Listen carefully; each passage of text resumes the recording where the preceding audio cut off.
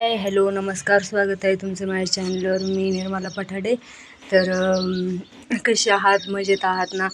तर आज जवळजवळ 5-6 दिवस झाले ब्लॉग स्टॉप झाला आहे, कारण ब्लॉगच घेण्यात आलं नाही आणि टाकण्यात आलं नाही.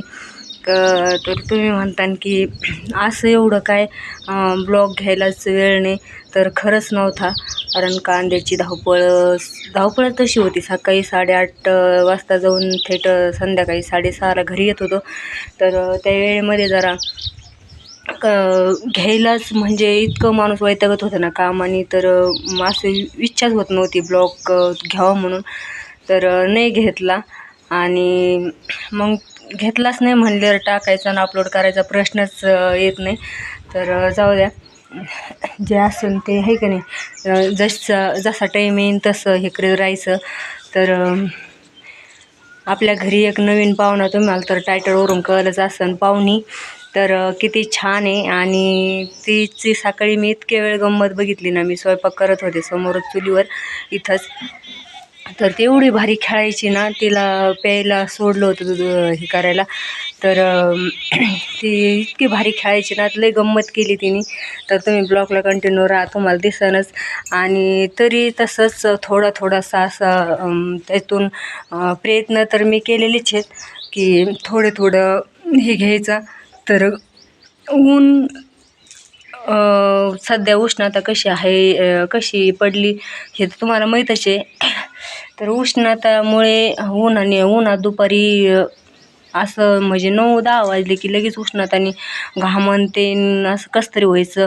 तर मोबाईलच जवळ शक्यतो राहत नव्हता. मोबाईल पिशवीत किंवा कुठेतरी ठेवलेला राहायचा, कारण मोबाईलसुद्धा तापायचा अक्षरशः, इतकं गरम होत होतं. पण कांदे काढल्याशिवाय पर्याय नव्हता.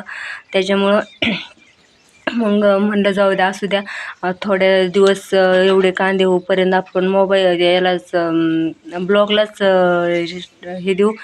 तर त्याच्यामुळं ते ब्लॉगच नाही घेतला. आणि आत्ता म्हणलं चला, आता बरेच दिवस झाले, 2-4 दिवस झाले ब्लॉगला जरा हे केले आपण. तर मग आज सगळ्यांशी बोलू, सांगू, गप्पा मारू आणि सांगू त्यांना पण की काय कारण होतं. कधी अशी सिच्युएशन येते ना, तर नाहीच, किती प्रयत्न केले ना तर नाहीच करू शकत माणूस ते. आणि कधी एवढं थकल्यावानी होतं ना, त्याच्यामुळं त्या गोष्टीमुळं पण कधी नाही हे करीत माणूस. तर चला, काही का असाना, थकलेले होतो असं समजू, नाहीतर सिच्युएशन तशी होती, नाही ब्लॉग घ्यायला जमला असं समजू, आहे का नाही. काहीतरी पण काही का असाना, पण नाही जमला आहे का नाही घ्यायला ब्लॉग. तर आणि त्यातली झाली काय गंमत माहिती आहे का, घरात माणसं 2 काम करायला, आणि काम तर एवढं काम ना, सांगितलं ना तर तुम्ही ऐकूनच हँग होता. आणि इतकं असं एवढं काम आलं आहे, सध्या आलं म्हणजे आता आवरत आले, थोडं राहिले पण तरी अजून आवरलं नाही. वावरात गौंडा पडलेला तो आणायचा, ट्रॅक्टर आलं वावरात ते हाकून घ्यायचं, पाणी धरायचं, कांदे काढायचे, जनावरांचं गायांचं आवरायचं. आणि चिचाचं होतं थोडं मध्ये काम. मग त्याच्यामुळं ते पण बिजी राहायचे दिवसभर आणि मी पण. त्याच्यामुळं म्हणलं नकोच, एक तर एक्स्ट्रा काम करायलाच वेळ नाही, आणि त्यात म्हणलं हे ब्लॉगचं काम तर नकोच, आता सध्या 2-3 दिवस बंदच ठेवू.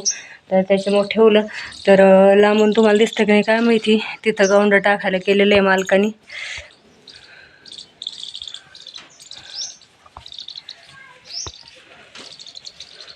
दिसतंय ते बघा, इकडच्या साईडने शेळ्या आहेत, पण तसं केलं ना तो उजेड होतोय. तर मग असं दिसतंय. तिथं शेड नेट लावून थोडं गौंडा टाकायला केलं त्यांनी, आणि त्याच्यात ते आता गौंडा आणून टाकू राहिलेत. तर म्हटलं चला, एक काम, आता अजून कांदे भरून आणायचेत, परत भुसाऱ्यात भरायचेत, ते काम चालू आहे सध्या. तर म्हटलं चला, असू द्या, काही का असाना, आज थोडासा तुमच्याशी गप्पा मारावशी वाटल्या. तर मग घेतला थोडा ब्लॉग. आणि ती नवीन पाहुणे पण दाखवायचीच होती, कोण नवीन मेंबर आपल्या घरात आले. तर म्हणून मग ब्लॉगला आज कंटिन्यू करा, लाईक करा, शेअर करा, कमेंट करा, चॅनल सबस्क्राईब नसलं केलं तर करा. आणि चला मग भेटू पुढच्या ब्लॉगमध्ये, तोपर्यंत बाय. मग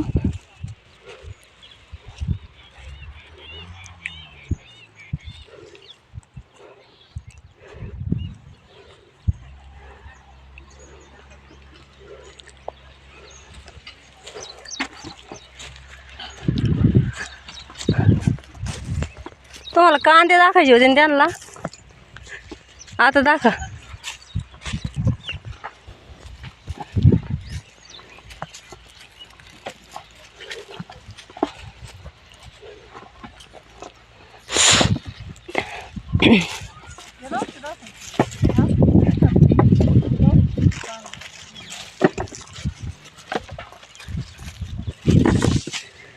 पाणी प्यायला काय आहे?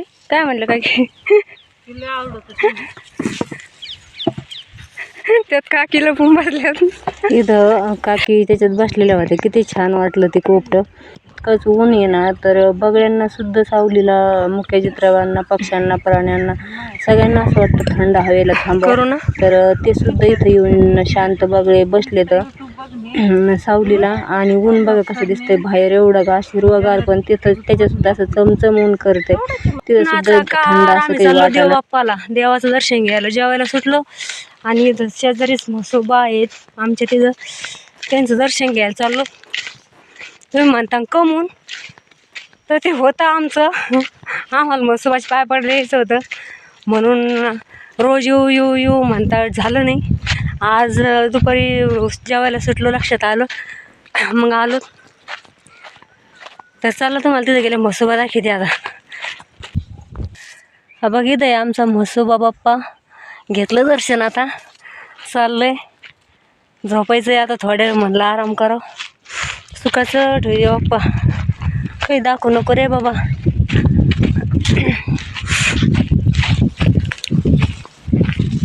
या बाप्पाचा प्रसाद खायला.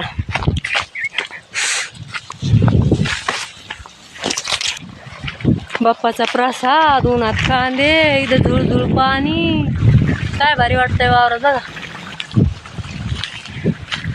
मळ्याच्या मळ्यामध्ये पाटाचं पाणी. इकडे चालले बायांच्या आराम, झोपा.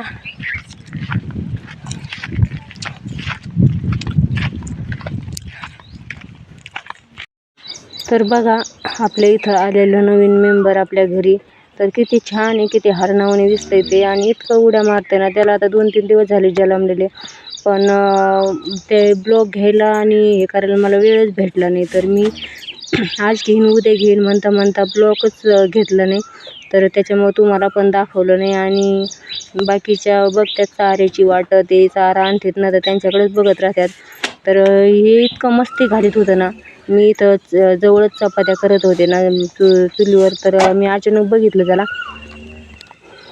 तर म्हणलं चला तुमच्या सगळ्याशी शेअर करू. ह्या हरणाचं, जसं हरिणच हे पांढरं असं दिसून राहिले, आणि ते इतकं आपलं दिसत होतं, इतकं छान दिसत होतं ना. तर ते बघा उड्या पण कसं मारते. आणि ते ना दूध प्यायला सोडलं होतं सकाळ सकाळ, पण ते हे गेले दूध घालायला, आणि म्हणलं ते जाईन पळून इकडं इकडं, म्हणून मी त्यांना त्याचं दावं गाईच्या दाव्याला बांधायला लावलं. म्हणजे तोपर्यंत ते लांब कुठं जायचं नाही, उड्या मारत बसावं लागलं असतं त्याच्या पाठीमागं पळत. तर ते काय हाती लागलं नसतं. एक तर घाबरतं ते, अजून नवीन आहे ना, म्हणजे लहान आहे ना लई, तर ते घाबरतं असं जवळ माणूस गेलं का काय. त्याच्यामुळं मग म्हणलं नाही, तुम्हीच त्याला बांधून ठेवायचं ते, जेणेकरून ते कुठं जायचं नाही. तर तिच्यासारखीच कारोड दिली तिने. तर छान कलर आणि ते एकदम हरणावानी भारी वाटतंय. असा होता आजचा ब्लॉग. तर चला मैत्रिणींनो, ब्लॉग आवडला असता तर एक लाईक नक्की करा. तर चॅनलला सबस्क्राईब करायला विसरू नका. तोपर्यंत बाय.